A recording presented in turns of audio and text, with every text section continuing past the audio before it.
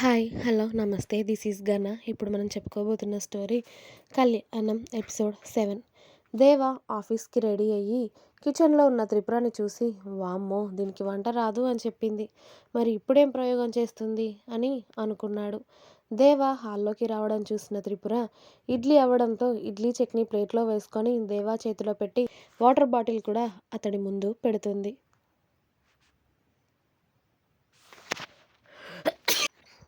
ఆ ఇడ్లీలనే అనుమానంగా చూస్తున్న దేవ, నిజంగా వీటిని తినొచ్చంటావా అని అడిగాడు త్రిపురని అనుమానంగా చూస్తూ. అతడి మాటలకి త్రిపుర ఉక్రోషంగా మళ్ళీ కిచెన్లోకి వెళ్ళి తను కూడా ఒక ప్లేట్లో ఇడ్లీ పెట్టుకొని వచ్చి అతడి ముందే కూర్చొని దేవాని చూస్తూ తింటూ ఉంటుంది. అప్పటికి నమ్మకం కుదిరిన దేవ ఓ ఇడ్లీ తుంచి అది నోట్లో పెట్టుకోవడంతో బానే ఉండడంతో, పర్లేదే బానే చేశావు, నీకు వంట రాదు అని చెప్పావు కదా అని అన్నాడు. రావు అంటే ఇప్పుడు కుదరదు కదా, మా అక్క లేకపోతే నీకు వండి పెట్టాల్సింది నేనే కదా.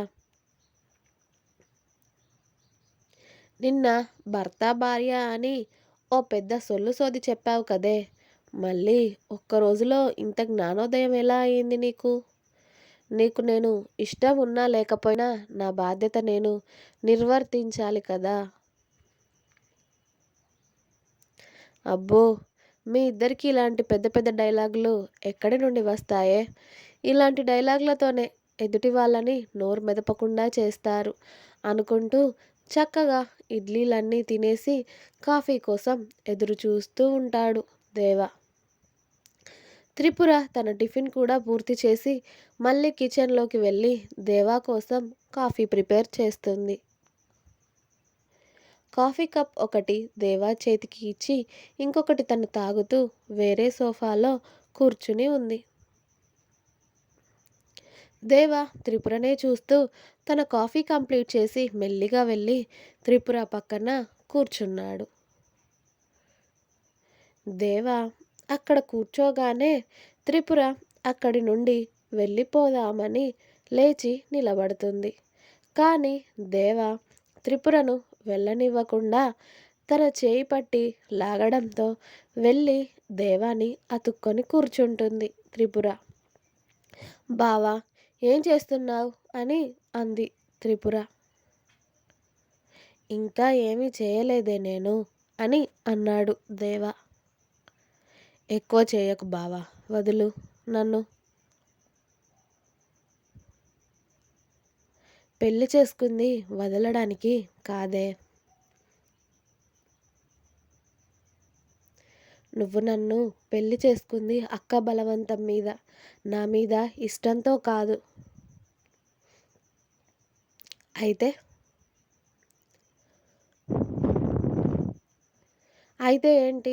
అయితే ఇష్టం లేకుండా నన్నెందుకు తాకుతున్నావు? ఇష్టం లేదు అని ఎవరన్నారే? ఆ మాటకి వెనక్కి తిరిగి దేవా మొహం వైపు చూసింది త్రిపుర. వెనక్కి జరిగిన ఆమె గదవ పట్టుకొని, నిజంగా నువ్వంటే ఇష్టం లేదని ఎవరన్నారు? నువ్వంటే ఇష్టమే నాకు, నా మరదలిగా, నా భార్య చెల్లిగా. కానీ నిన్ను ఎప్పుడూ నేను ఇలాంటి ఉద్దేశంతో చూడలేదే. కానీ ఇప్పుడు మన ఇద్దరికి పెళ్ళి అయిపోయింది. ఇప్పుడు నువ్వు నా భార్యవి.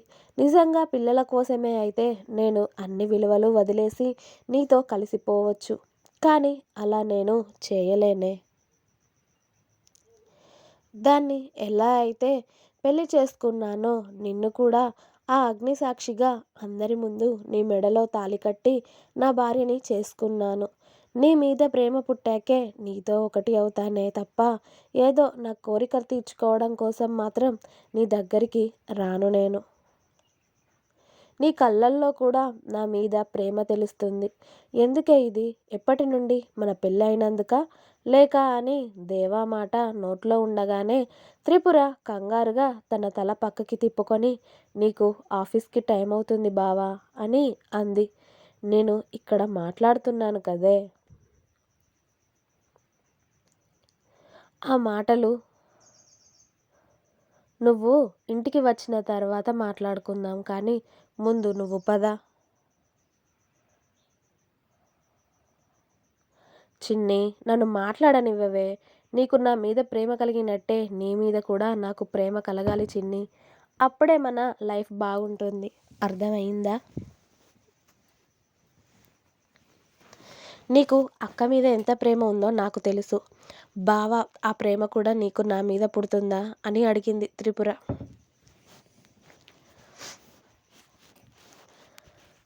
త్రిపుర ప్రశ్నకి దేవ సమాధానం ఇవ్వకుండా త్రిపుర మొహాన్ని అతడి దోసిలిలోకి తీసుకొని ఆమె నుదుటిపై ముద్దు పెట్టి, ఇప్పుడు నీ మీద నాకు ప్రేమ లేకపోవచ్చే, కానీ ఫ్యూచర్లో ఉంటుందేమో చూద్దాం.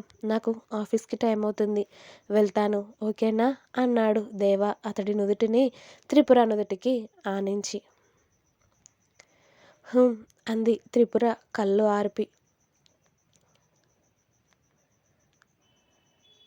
బాయ్, వెళ్ళొస్తాను, జాగ్రత్త, లంచ్ టైంలో కాల్ చేస్తా అన్నాడు దేవ. సరే బావా. బాయ్ చిన్ని అని దేవ ఆఫీస్కి వెళ్ళడానికి బయటకు వెళ్తుంటే మధుర అప్పుడే ఇంట్లోకి అడుగుపెట్టింది.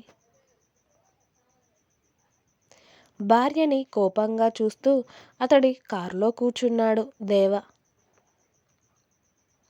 మధుర ఏం తక్కువ, మధుర కూడా అవే సీరియస్ లుక్కులు దేవా వైపు విసిరి తను ఇంట్లోకి వెళ్ళిపోయింది.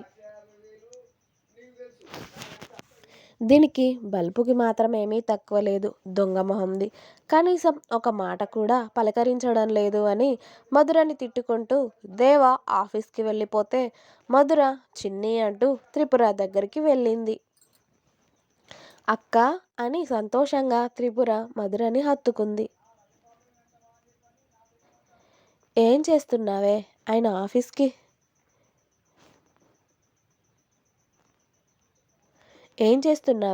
ఆయన ఆఫీస్కి వెళ్తుంటే ఉండిపోమ్మనొచ్చు కదా, మీకు పెళ్ళయి వారం రోజులు కూడా కాలేదు అని అంది మధుర. బావకి వర్క్ హెవీగా ఉందంటక్క ఆఫీస్లో, ఇంట్లో ఉంటే ఎలా, ఇప్పటికే చాలా రోజులు లీవ్ పెట్టేశాడు కదా పెళ్ళి కోసమని, అందుకోసమే వెళ్ళాడు అని చెప్పింది త్రిపుర. అది సరే గాని ఇంతకి మీరు దగ్గరయ్యారా అని అడిగింది చెల్లి చేతులు పట్టుకొని. మధుర మాటకి ఏం సమాధానం ఇవ్వాలో తెలియక త్రిపుర తల కిందకి వంచుకొని సైలెంట్గా ఉంది. చెల్లి సైలెన్స్లోనే విషయం అర్థమయ్యింది. సరేలే, వంట ఏమైనా చేసుకున్నారా అని అడిగింది మధుర. ఏం చేయలేదక్క, ఇడ్లీ చేశాను, బావ కూడా లంచ్ తీసుకెళ్ళలేదు. అసలు బావకి లంచ్ ఎలా మరి అని అడిగింది త్రిపుర. మీ బావ క్యాంటీన్లో తింటాడులేవే, అక్కడ ఫుడ్ బాగానే ఉంటుంది, నేను మనకి వండుతాను, నువ్వు కాసేపు రెస్ట్ తీసుకో అని చెల్లిని గదికి పంపించేసి తను వంట చేయడంలో మునిగిపోయింది మధుర. లంచ్ టైంలో అయినా మధుర కాల్ చేస్తుందేమో అని చూశాడు దేవ. ఆ టైంలో కూడా మధుర కాల్ చేయకపోయేసరికి మధుర మీద పిచ్చి కోపం వచ్చేసింది దేవాకి. అతడు అలా కోపంలో ఊగిపోతూ ఉండగానే మధుర నుండి కాల్ వచ్చింది అతడికి. సీరియస్గా లిఫ్ట్ చేసి, ఏంటే మొగుడు ఇప్పటికి గుర్తొచ్చాడా నీకు అన్నాడు దేవ. నువ్వు నా మొగుడివని నాకు ఇప్పుడు కొత్తగా గుర్తొచ్చేదేంటి, నాకు ఎప్పుడో తెలుసు, కానీ ఇప్పుడు ఎందుకు మీకు అంత కోపం వస్తుంది అని అంది మధుర. నువ్వు చేసే పనులకి కోపం కాదే, నిన్ను చంపేయాలి అనిపిస్తుంది, రాక్షసి. నన్ను చంపేస్తే మీకు పుట్టే పిల్లల్ని ఎవరు ఆడిపిస్తారంట, నేను అమ్మ అని పిలిపించుకునే పిలుపు వినకుండానే నన్ను చంపేస్తారా అని అంది మధుర. అంతే, ఆ మాటకి కోపమంతా పోయి ఆ ప్లేస్లో బాధ వచ్చి చేరింది దేవాకి.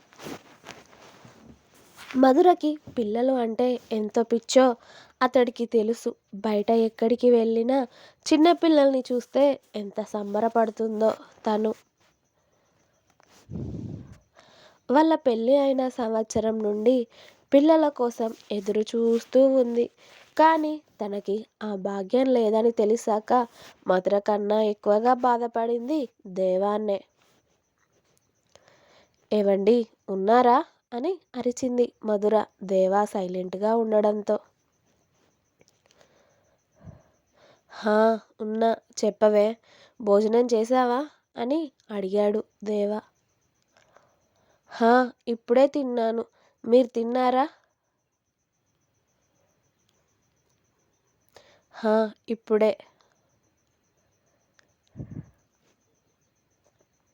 సరే సరే, ఏమైనా తీసుకురానా వచ్చేటప్పుడు? ఏం వద్దు. ఎందుకే అని అడిగాడు దేవ. మీరు ముందు నాకు కావాల్సింది ఇచ్చిన తర్వాత వేరేది అడుగుతాను. అప్పటి వరకు నాది ఒక్కటే డిమాండ్ అని అంది మధుర. మంచిగా ఉన్న మూడ్ని చెడగొట్టి దొబ్బుతావే నువ్వు, దొంగ మొహందాన. నీతో మాట్లాడమే పెద్ద తప్పే. అసలు ఫోన్ పెట్టేయ్ అని మధుర మీద అరిచి ఫోన్ కట్ చేశాడు దేవ. ఇంకా ఉంది. మీకు నా స్టోరీస్ నచ్చినట్టయితే ప్లీజ్ లైక్ చేయండి, షేర్ చేయండి, అలాగే సబ్స్క్రైబ్ చేసుకోవడం మాత్రం మర్చిపోవద్దు. ప్లీజ్ సబ్స్క్రైబ్ మై ఛానల్ ఘన stories world. Thank you. Thanks for watching my video. Bye.